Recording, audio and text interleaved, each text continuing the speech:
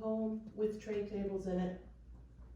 The guy next to me on the flight was a nervous wreck, shaking both knees nonstop, taking the in-flight magazine out, then putting it back in, then taking it out again. The window shade went up and down. I wanted to see the Rockies. It was my first trip ever to the West Coast. Wanted to watch the landscape change, but he wouldn't let me. Plus, it was like he couldn't get far enough away from me in his seat. I didn't want to take out my breakfast. Knew my size was disgusting him, making him nervous. The way he'd glance, the way he'd watch me struggle to buckle the seatbelt, hogged the whole armrest, even as he turned his shoulder inward, pointed both knees toward the window. Didn't even want his sneaker touching mine, like the fat would rub off on him. I wanted to put the tray table down, get my notebook out, write a poem just like this one.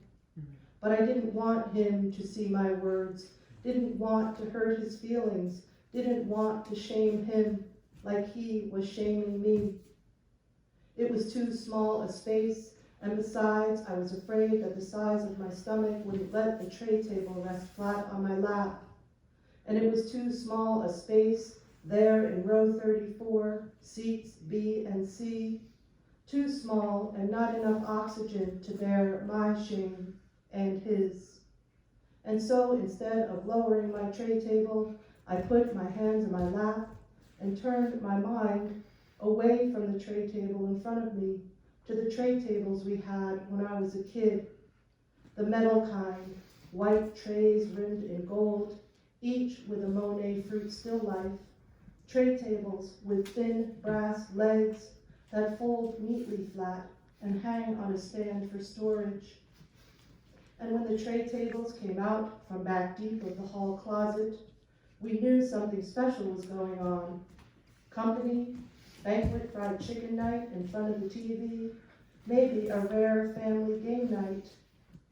I thought of how lucky we were. We didn't have much, but the tray tables were an extravagance, something especially special.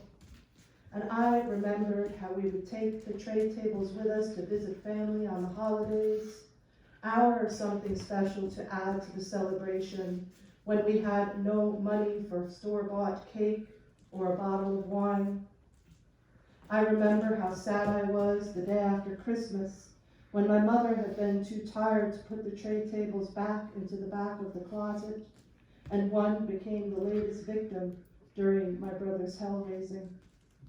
The metal leg snapped clean in half, and right there on that airplane in row 34, seat B, I mourned that tray table and the fact that we were then down to 3 every time company came, and on banquet fried chicken night.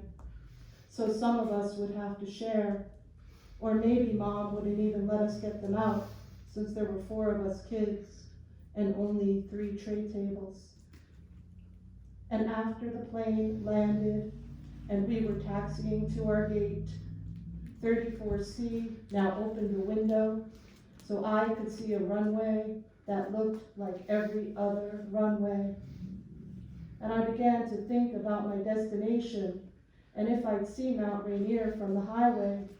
So I reached under the seat for my bag, and while my head was down, I guess 34C thought if he couldn't see my ears, then I couldn't hear him saying into his phone, "I'll be off the plane in 5 minutes, unless this fat bitch does a slow sidestep down the aisle." Until everyone in the 33 rows ahead of us got off the plane, I sat in my seat with my tray table down. Thank you.